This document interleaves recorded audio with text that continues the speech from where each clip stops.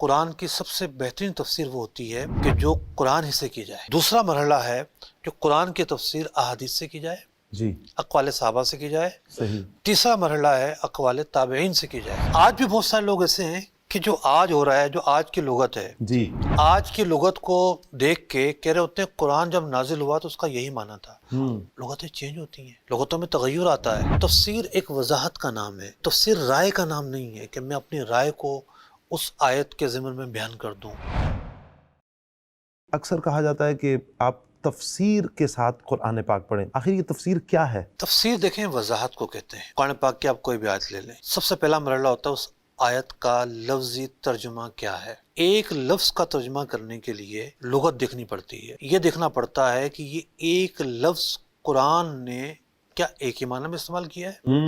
میں پچھلے دنوں پڑھ رہا تھا، امام ابن جوزی کی کتاب ہے وجوہ والنظائر، تو حبل کے تعلق سے انہوں نے بحث کی کہ لفظ حبل قرآن میں 4 معنی میں آیا ہے، ایک رسی کے معنی میں، ایک شیرک کے معنی میں، من حبل الورید، من حبل الورید، وہاں رسی کا معنی نہیں ہوگا، صحیح، ایک قرآن کے معنی میں، وَاعْتَصِمُوا بِحَبْلِ اللَّهِ جَمِيعًا، جی تو یہاں حبل سے مراد قرآن ہے، جی یہاں رسی کا معنی نہیں ہے، تو وہاں شیرک مراد ہے، کہیں جو ہے نا کوئی اور معنی مراد ہے۔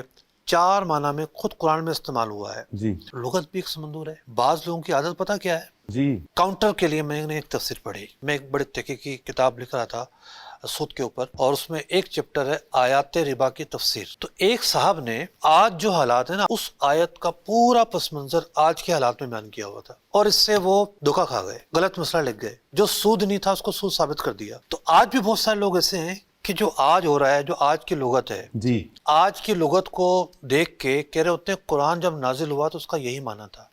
لغتیں چینج ہوتی ہیں، لغتوں میں تغیر آتا ہے۔ جی خود اردو کو لے لیں، انگریزی کو لے لیں، ایک لفظ ہے، اس کا وہ جو اصل معنی تھا وہ معجور ہو جاتا ہے، جی استعمال ہی نہیں ہو رہا ہوتا۔ تو اسی طریقے سے عربی کا معاملہ ہے۔ جی تو ہمیں جب معنی لینا ہے، قرون ثلاثہ کا معنی لینا ہے، قرون ثلاثہ، عہد رسالت کا معنی لینا ہے۔ بڑے بڑے ائمہ لغت ہیں، قرون ثلاثہ سے جن کا تعلق ہے، سب سے پہلے تو ہم ان کو دیکھتے ہیں کہ انہوں نے اس کا کیا معنی بیان کیا ہے، پھر اس لغت کو بھی ہم دیکھیں گے کہ قرآن کی سب سے بہترین تفسیر وہ ہوتی ہے کہ جو قرآن ہی سے کی جائے۔ قرآن سے کی جائے، واہ، کثیر سے مقامات ہیں، بے شمار مقامات ہیں جب قرآن خود اپنی بات کی وضاحت کر رہا ہوتا ہے۔ دوسرا مرحلہ ہے کہ قرآن کی تفسیر احادیث سے کی جائے، جی اقوال صحابہ سے کی جائے۔ صحیح، تیسرا مرحلہ ہے اقوال تابعین سے کی جائے۔ تو تفسیر ایک وضاحت کا نام ہے، تفسیر رائے کا نام نہیں ہے کہ میں اپنی رائے کو اس آیت کے ضمن میں بیان کر دوں۔